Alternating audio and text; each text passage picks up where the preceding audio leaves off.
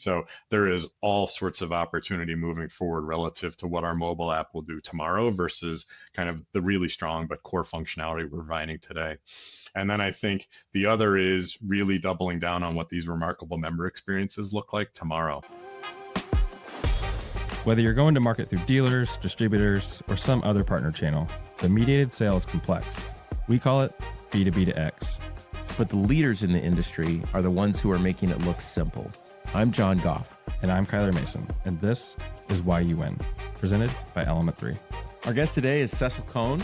He's the president of Freedom Boat Club. And Freedom Boat Club is a slightly different business than some of the OEs and dealers that we've had on in the past. They're actually a subscription model where customers get access to boats around the world. One of the really interesting parts of this conversation was how the Brunswick leadership saw an opportunity based on some research that they saw, and they have entered this adjacent market.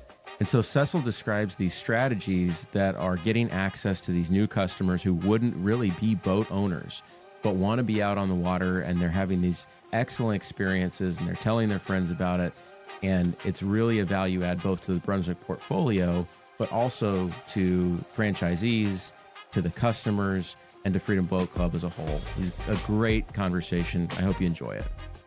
Cecil, it's great to have you today. Thanks for joining us. Yeah, thanks for having me. I'm super excited to be here. You're a unique guest on this podcast because we talk to a lot of dealers and we talk to a lot of OEMs, and Freedom Boat Club is part of the Brunswick portfolio, but you are neither a dealer nor OEM. You sort of exist outside of that ecosystem. Can you explain how you fit into that? Yeah, absolutely. Freedom Boat Club is a subscription boating model where members can join paying a one-time initiation fee and ongoing monthly dues, much like other subscription models. And in exchange for that, they get unlimited access to a diverse fleet of boats. And so rather than buying physical product typically from a dealer, like you're alluding to, in this case, members are joining the club and having unlimited access and really subscribing to the experience rather than the ownership of the boat. Yeah, and it makes a ton of sense, right? Especially, I imagine you've got a big traveler audience, maybe some audience that is like local, but they aren't ready for ownership or they're trying out different models. Am I getting that right? Yes, one of the things that was really attractive about the boat club segment in particular for Brunswick is there was a lot of consumer research that started in, I would say, like the mid-2010s. Brunswick acquired Freedom in 2019, but there was even research surfacing, and we were doing our own research internally as well, that was signaling that the consumer joining the boat club was a different consumer than that which joined or that bought boats. And so NMMA and Discover Boating hired, et cetera, that were showing that over 90% of the people that join a boat club had no intention of buying a boat when they joined the club. The value to Brunswick and really to the whole industry is this was truly growing the pie and making it up such that we could expand boating participation and diversify it moving forward. Have those stats held true?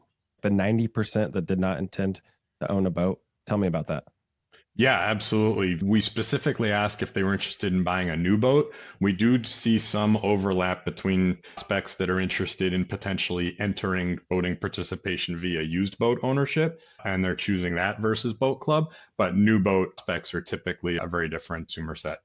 Then the other thing that's really nice is on the tail end of the club, we have over about an 88 to 90+% retention rate of our members on an annual basis, which when we benchmark ourselves against other kind of higher ticket subscription models, we see that we're doing very well on that front when we compare ourselves to like private aviation, like a NetJets or a Wheels Up or folks like that are at a higher price point than Freedom, but don't represent subscribing to Peacock or Netflix or something like that, which is a much lower price point than Freedom. When we see these higher ticket items, typically what's publicly available, we see retention rates in the 70s and 80% ranges. And so for Freedom to be approaching 90% is truly world-class in that regard. But of the people that leave each year, about 1 in 5 to 1 in 10 of them are leaving because they're so sold on boating that they want to own their own boat. And so it's like this perfect story that you couldn't concoct it any better than what the research tells you, where you're attracting a totally new consumer into the space on the front end, but a small portion of the members are graduating into boat ownership, which is great for the industry. That's crazy high. I would have never have guessed that. What do you attribute to that being where it is? I think really you're talking about the retention rate of the Yeah, the membership. retention. Yeah. Yeah, absolutely. I think it really comes down to we're in the experience business. And so we work tirelessly every day. If you were to ask me, what is our strategy here? What has been our strategy and what is it moving forward related to freedom? I always say for years, we've been boating made simple has been our tagline. And I always say our strategy needs to be made simple too. And so how I depict it is we want to be everywhere that people want to go boating. And we refer to that as our path to unrivaled scale. And we want to make sure that every day, every time, with every member or prospect, we're delivering a remarkable experience. And it's that latter piece where we've really invested a lot of time, energy, and resources in order to make sure, with now over 400 locations, that we're delivering that remarkable experience in a really consistent manner. Cecil, the way that you are framing that as like a hospitality take makes a ton of sense to me. And on this podcast, we've talked to a bunch of power sports people who are very much in the throes of figuring out how to grow the industry, right? Not just their piece of the pie, but the pie as a whole. And this take on looking at that research and people who would never be boat owners and opening up that segment and it sounds like in some cases changing their mind is awesome, just remarkable. Yeah, thank you. It's something we're really, really excited about. And it's, although we don't have great data, we know that we have roughly a little over 60,000 memberships. Oftentimes, two partners will join, or sometimes it's a parent and a child will join on one membership. And so that means that of the 62,000 paid memberships, there's a little over 100,000 people worldwide that call themselves Freedom Boat Club members. And we know they go on 600,000 boat trips per year. But what's really exciting is one of the things Freedom members love the most is they want to understand what the capacity tag is on the boat because they want to bring all of their guests and friends. And so when you think about the multiplier effect associated with not only the 600,000 plus boat trips, but all of the friends that they're bringing on the boat each season, it becomes really powerful as to what the reach is to Freedom's role as well as other boat clubs in helping propel the marine industry forward and continue to remain and even enhance the relevance of boating to the general consumer set. Yeah. Before we started the recording, you were talking about extending into international opportunities, but this comment about unrivaled scale has me interested about North America. What does unrivaled scale look like? Yeah, absolutely. We have about, and we're actually, it's an interesting topic as well. We're kind of two businesses within a business on the back end. We have about, in North America, 17 clubs that represent over 130 locations. So when you join as a member, when you join, call it Freedom Boat Club of Southwest Florida, you have unlimited access to about 20 or 25 locations that span from Sarasota and Bradenton down to Naples and Marco Island. But then you have reciprocal access to all other Freedom clubs in North America and worldwide. And you can use each location outside of your home club of locations. You can use each one of those up to 4 times. So in theory, right, if you were Southwest Florida and there's another 400 locations, you could go boating 1,600 times outside of your home club per year, which would be a mathematical feat, but nonetheless fun to think about. And challenge accepted. Yeah, exactly. And so those clubs are a combination of being run by Freedom Boat Club corporate, as well as in North America, about 60 franchisees, owner operators.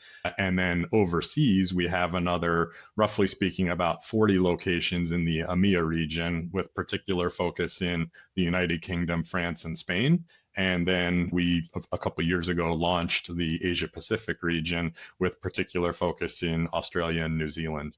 So you could imagine we have, when we talk to our members in annual surveys, they'll come back, and I think it was something like 40% of our membership will take a look at where there are Freedom co-locations worldwide and plan their annual vacations or whatever the case may be, speaking to the travel aspect. So that's like one of the advantages associated with Freedom is the scale that we're generating provides a huge benefit to the membership relative to all of the places you can go. And then also even at the location level, the larger we get, the more boats we can offer at that location and the more diversity within the fleet we can offer as well. How do you prioritize or balance member growth versus like marketplace growth? Is one leading the other for you in the way you're thinking about this? Yeah, we do a lot of work. We recognized we've grown really rapidly. So when we take a look at when Brunswick acquired Freedom in 2019, the club was network wide, 170 locations, and almost all of them were in North America. We're now 430 something locations.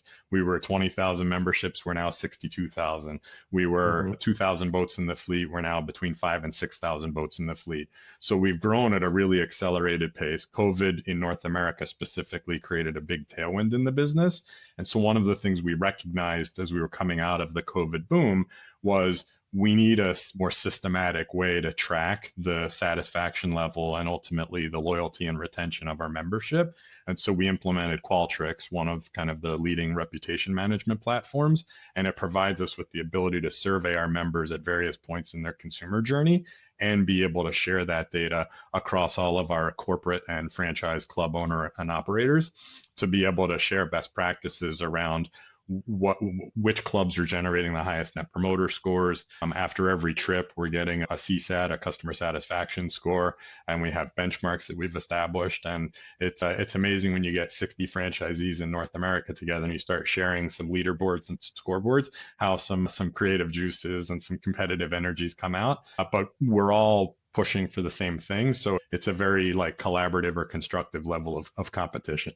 How are you balancing like franchise growth versus Freedom owned growth? Yeah, absolutely. When we acquired Freedom in 2019, it was about 20% of the network was corporate and 80% was franchise. The number now is closer to a 50-50 split. And what that's born out of is we believe that our franchisees are really well equipped and very talented at scaling clubs from scratch. But then in parallel with that, we find that the corporate clubs, which tend to skew now toward larger kind of tier one markets and larger clubs, that we have resources we can bring to bear to run clubs at scale. The other ingredient there is, I believe, and this is completely subjective on my part, I believe our franchisees are the best in the business, and they're one of the main reasons why Freedom's been so successful. But like any entrepreneur, I can't tell you how many times I've interacted with our franchisees individually where they come back and tell us, I'm really interested in scaling a business. I'm not interested in managing it once it's at scale, right? Like the entrepreneurial juices are flowing and things of that nature. And so it becomes a situation where once the club kind of gets up on plane, to borrow a boating analogy, and it's kind of managed in steady state, that tends to be a better opportunity for corporate. So we don't really want to extend too far past this 50-50 split because we don't ever want to get to the point where the franchise business becomes marginalized in our approach. It's an absolutely critical piece of our growth strategy moving forward, but this 50-50 split seems to be generating a great outcome. So is it like an exit strategy for them to sell to corporate? Or it can be, among others. We have examples where franchisees will sell to corporate. So corporate used to just be Freedom of Southwest Florida, and we now have 16 or 17 clubs, some of which we've organically entered in white space and created ourselves, but most of which I think there are about a dozen acquisitions over the past 4 or 5 years. But then in parallel with that, we also have franchisees that will sell to each other. So there's various folks that have done really well, and then they want to sell one club and go buy a new open territory, or want to buy an existing one that's relatively small that they can scale. And so folks are kind of doubling down, taking some chips off the table, putting some money in the bank relative to retirement, and then rinsing and repeating, which is really exciting. Oh, good for them. That's cool. That's an awesome opportunity that you guys have just created for so many people too. We also, maybe a third category there that I forgot to mention, is we also have members that are small business entrepreneurs themselves, and they get so sold on the experience themselves. They say, well, I don't not only want to be a member, I also want to become a franchise owner. And there's a number of examples throughout the network that way. The strategy perspective that I'm hearing is this really cool network economy thing that I don't think happens in most franchise businesses, right? Like if I'm going to go out and own a Chick-fil-A, that's money in the bank. Like those things just print cash, and that's cool because people recognize Chick-fil-A and there's like brand power there. But being like adding more locations makes the business itself more valuable, and it makes me want to be a franchise owner because it's easier to sell and easier to get people from all over the place to come buy from me directly, and this very virtuous cycle in the way that you're describing. And I think I'm just having a hard time thinking of other examples of in a franchise model where that happens. Yeah, I think that's right. Parallel would be A network effect would be perhaps how like airlines or hotel industries work, where as they add new airports, it makes their whole network more valuable because they get more people from different point A's to different point B's, so to speak. It's a very similar concept, but in a bit of that's more of a consumer facing, which this also benefits, less so about the airline and it being run differently that way. The unrivaled scale, the delivering remarkable member experiences are clearly like the two main elements of our strategy. I think it's one of the emerging themes that's going on within Freedom right now is the power of digital as a differentiator. And that's not like some sort of tagline. I just thought of that in the moment, but the whole concept. Yeah, exactly. But when we acquired Freedom in 2019, the tech stack that we inherited was outdated, and the former owner signaled all of this to us. As we navigate moving forward, the first place we started was the reservation system, which is really the nucleus of the business, and it what connects all of these clubs run by different franchisees together. So members have a seamless experience when they go to reserve a boat. They can do so at their home club and locations or any reciprocal club, and it should be a seamless experience. Then what we said was, okay, well, now that we have a more contemporary reservation system that's built on a Salesforce platform, we said, okay, well, most folks don't want to go on their laptop on a web-based reservation system. They really want to use their phone and a mobile app. And so that's where the launch of the mobile app recently, first on iOS devices and then just in the past few weeks on Android, is just a game changer, where it's fascinating to use that as a strategy. The team that developed the mobile app, instead of just saying we need a mobile app, they said, well, what business problem are we ultimately trying to solve? And they said, well, we know that if our members go boating more frequently, they're much more likely to be retained and be satisfied in the club. So we want the mobile app to make it easier to book more trips. And that's where I think two elements of the strategy that are still unfolding moving forward is if we have 600,000 or 610,000 trips across 60,000 memberships, that means each membership's going boating about 10 times per year. And so the question is, how do we get them to take that 11th trip? What's really exciting and interesting is what's the 11th, 12th, or 13th experience that is a little bit different than what you're experiencing. And so that's where, and it brings back the power of the franchise network. That's where starting to experiment with boats that the typical fleet is about 19 to 25 feet. But that's where experimenting with 25 to 30 footers come in play on an amenity boat. Members the opportunity to upgrade into a larger fleet. Or Brunswick acquired Flight, the e-foiling boards where you're kind of hovering right above the water. And we launched a series of events last summer where we did the Take Flight tour, and we had flight instructors come with boards to locations across North America and provide members the ability to sign up in a pop-up event style for a long weekend and be able to sign up. And it was something exclusive to your Freedom membership. You had access to this event where you could bring a few friends and go and learn how to flight board. So it's those sorts of experiences where if we can continue to get people on the water, but do it in new and different ways, it just brings more and more value to the membership and enables them to stay more satisfied, to tell their friends about it, and to stay in the club long term. I think OEMs have something they can learn from you. Like you're solving this problem because you have to retain customers, and it's your business model. OEMs are often wondering, like, how can I get the first time buyer to use, my boat more or my RV more? Are there things that you think are important for even OEMs to learn from what you've solved in the experience or in the way are you gamifying it? Are you what are you doing to encourage more usage? I mean, the best place to start is the beauty of boating is that it sells itself. Once you're out on the water, there's not many experiences that are much better. I don't have as much hair as I did when I was a younger individual, but that wind blowing through your hair when you're at the helm or up in the bow while someone else is driving is really second to none. So I think the experience sells itself there. But then I think in addition to that, it's a healthy balance that I would suspect that you hear no matter which kind of recreational industry you all are speaking with, whether it be power sport or even RV or boating. It's the healthy balance of, from a commercial strategy, meeting the consumer where they are and providing them with alternatives that meet their needs specifically without paralyzing the consumer at the whether physical or virtual closing desk and giving them too many options to choose from.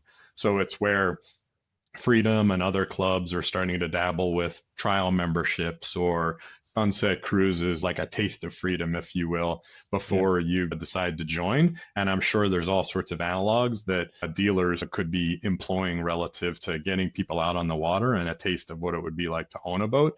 That's where I believe there was a stat the NMMA released a few years ago that's really telling, which is I think it was 83% of first-time boat buyers enter the ownership space through a used boat versus a new. So most first-time boat buyers are coming in through used product, and dealers figuring out ways to participate in that, which is there are dealers out there that focus on used boats, and that's kind of their primary gig. But when most people close their eyes and think of the typical boat dealer in North America, it's predominantly new boat sales. They might sell their trade-ins and things of that nature, but it's not as core of a focus area more often than not. And it could be a huge growth opportunity. You were talking about the digital transformation piece of that. What I'm hearing is a franchise enablement, right? How you are making the channel work more effectively for you, ultimately by serving the customer, but you're really providing infrastructure to those franchise owners to make the business work better for them. Are there other things that you're doing in the business that you're looking at and you're saying, this is so the franchisees can do the work better for us? Is that bottom up thing happening for you all? We are. It really starts with culture and an important point. This kind of guides everything that we do in the business. When we acquired Freedom in 2019, one of the things that was most attractive to us about the business was the management team and the capability that they already had in place. And so one of the conscious decisions we made early on was the worst thing we could do is have Brunswick come in and tell Freedom how to operate a boat club successfully, because that was part of what we were acquiring. And so we had probably a much higher level of respect, maybe is the best way to depict it, for what the current management team had in place.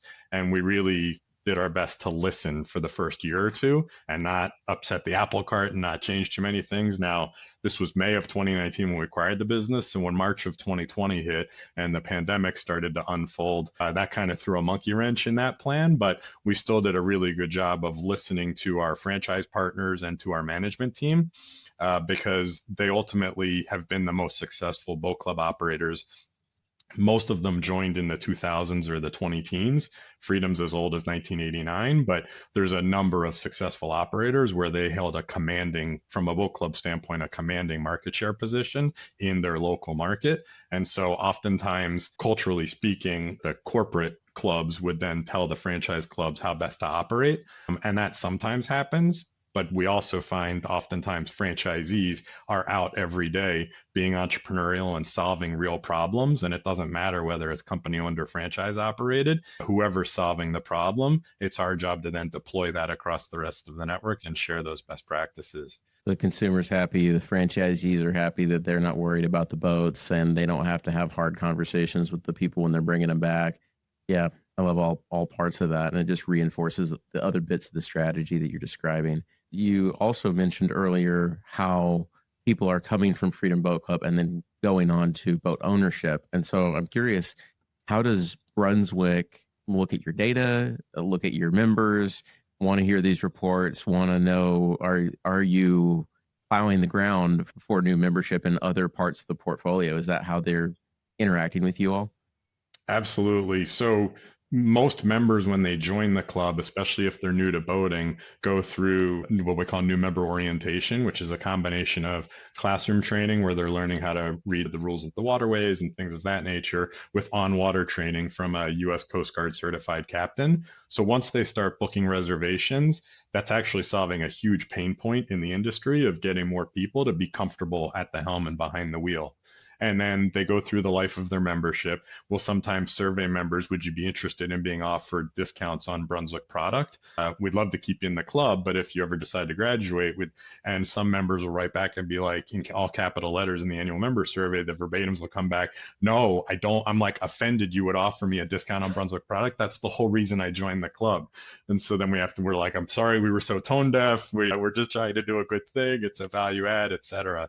So we have a really strong membership base that has no intention of leaving the club. For those that do consider that, we do find often that the members will sometimes buy boats that are similar to what they experienced in the fleet. And so that's one kind of informal mechanism we can use. But across corporate and franchise, one of the myths would be we'd assume that it's all Brunswick product. And we typically want to power the boats with Mercury engines. We'd like that to be uniform and consistent over time. But relative to the boats, so one of the key ingredients on the back end in the business model is the ability to maximize the resale value of the boat after it's been in the fleet for 2 to 3 years. So we're cycling thousands of boats in and out of the fleet every year because boats typically are not more than 2 to 3 years old in the fleet. And so having diversity of brands and model types and product, in theory, creates better resale value, and we don't get any sort of concentrations of certain brands and models. It's still a small fraction of how many used boat transactions occur every year, but in local markets, you can start to get dyssynergies or whatever the opposite of economies of scale would be associated with that. Do you have any proprietary advantage in product development or demand that you are able to share back with Brunswick to say, like, here's what we're seeing? Surveys are telling us this about features and benefits. The reservations are showing these make models, whatever. Is that a part of your kind of ecosystem and value to Brunswick too? It is, to an extent. We share the information back. It creates opportunities for the Brunswick brands to consider launching new product in white spaces where they don't currently offer, but they know there would be volume, especially through the company-owned and operated clubs, to try that out. And they know that our boats are going to get used a lot more in the first year or two. So oftentimes they can use us as an incubator for new product ideas or new offerings that they want to test out in the fleet before they launch it even to the retail public. That happens pretty infrequently, but in theory, it's an opportunity that's always available.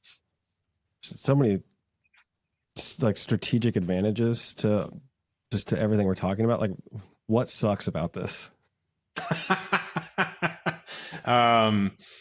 I don't know. I've worked for Brunswick for 20 years. My first 10 years were in kind of the boat group side where all the boat brands are manufactured. And then I went through and started working in the services arm of Brunswick, led the acquisition of Freedom, and have resided in this division for the past 5 or 10 years.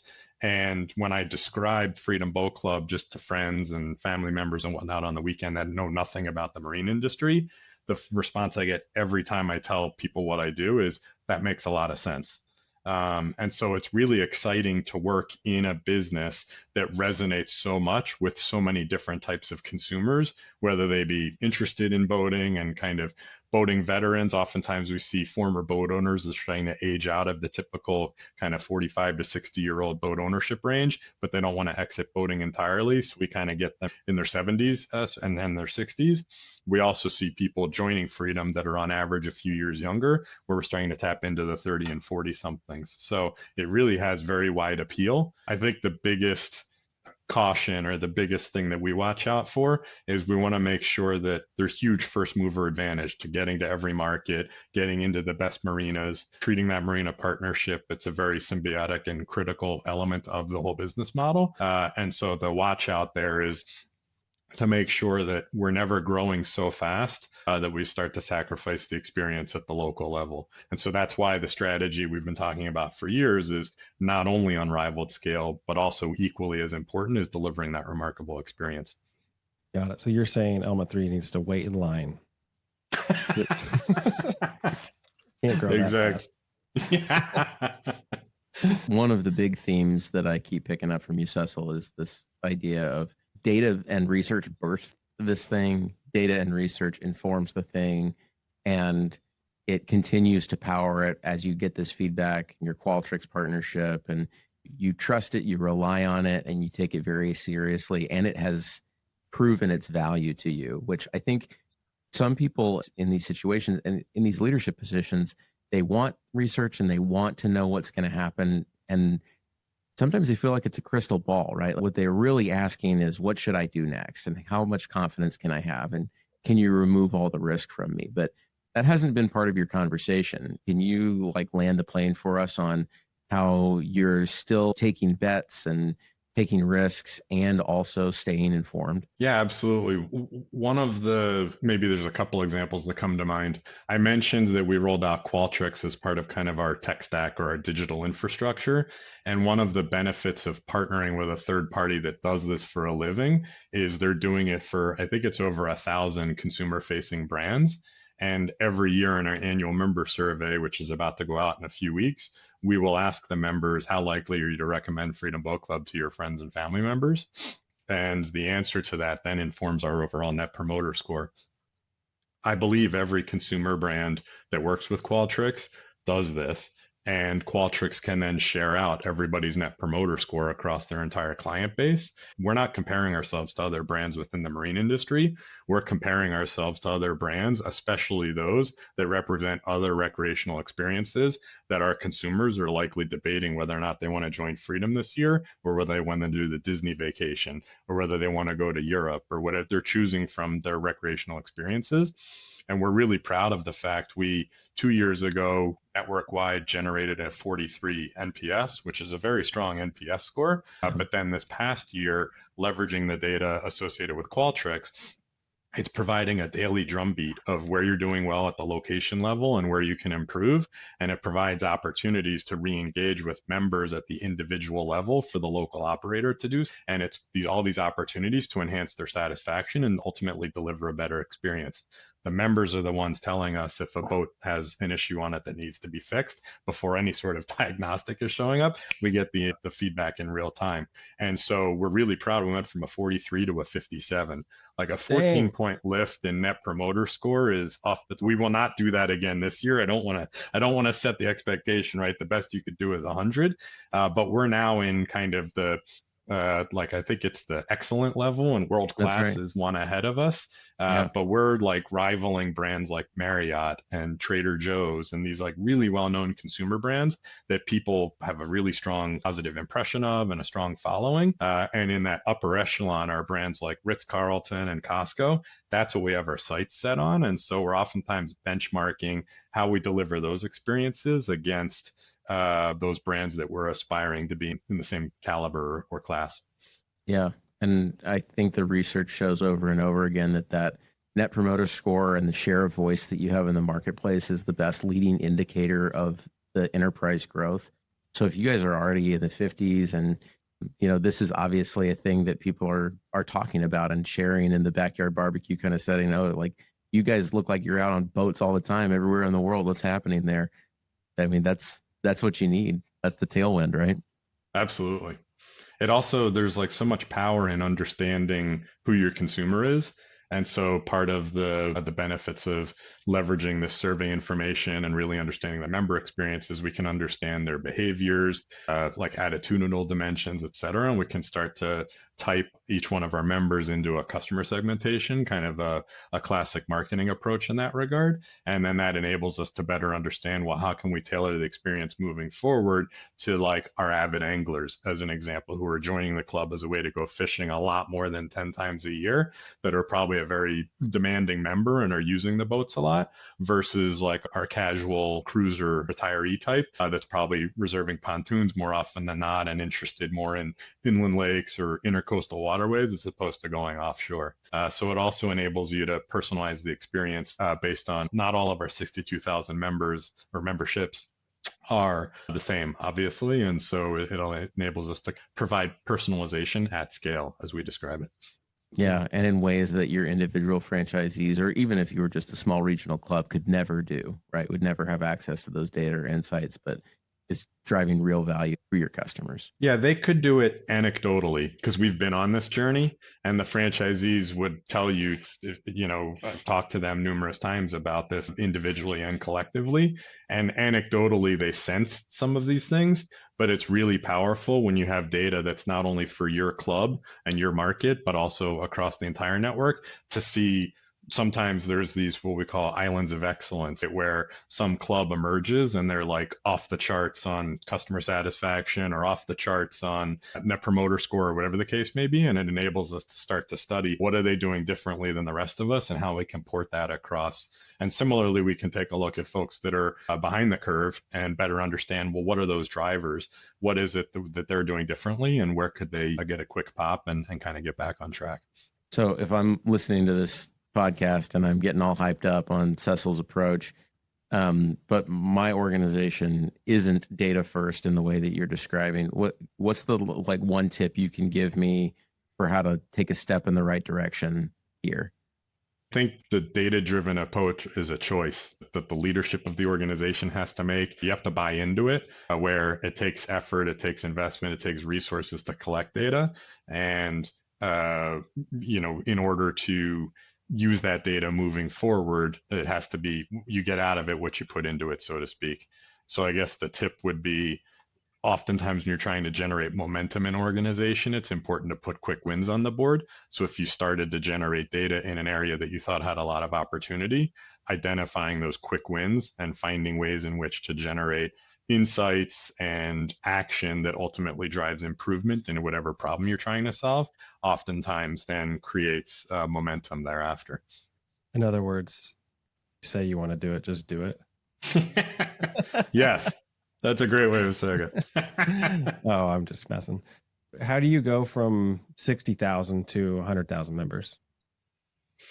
I think there's probably a few elements. One is to expand geographically. And so that's where we had a few locations in EMEA in 2019. We're now up to 40 and a whole series of franchises.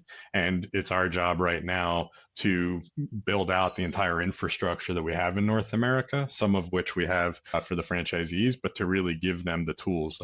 Like a key element, as an example, would be the ability to finance the fleet. And so that requires local banking partnerships, which in EMEA are country specific. And there's some challenges associated with getting it up and running. But once we do that, that's a major ability for the franchisee to cash flow their business and to be able to reinvest the proceeds and scale the club even faster. And the faster they get up to that first 7,500, 150 memberships and really get the flywheel of the subscription model spinning, the better off they're going to be from a profitability standpoint long term. So one area is to invest in the infrastructure in order to enable our franchisees, especially those outside of North America, to get up on plane faster, to get the club up and running. And then I think another is to think about adjacent consumers that maybe we're starting to see join the club, but ways to double down in that area. And so that's where figuring out ways to attract consumers into like trial memberships or evening cruises or things of that nature to get them to experience that taste of freedom is another way to expand the pie of what's possible and who we're targeting. Is there a way to make that Brunswick dealer relationship more reciprocal there, where you could take like a person who is maybe likely to not buy right now, like you're seeing the signals in the data on the dealer side that they're just not going to do it. Can you send them to Freedom Boat Club for a couple of years and then bring them back later? One of the things that we find is the best way for our local corporate and franchise owner and operators to partner with their local dealer is to do it at the local level rather than kind of mandating anything top down. And so when new franchises are starting out, they oftentimes, the brand standard is if you're going to launch your first location, you have to have a minimum of 4 boats because we want you to be able to show in most markets a pontoon, a sport boat, a saltwater fishing boat, and then whatever second of those you want or some fourth craft type, et cetera. So you're kind of providing the freedom experience from the get-go and training the members on all of the benefits of what they're subscribing to.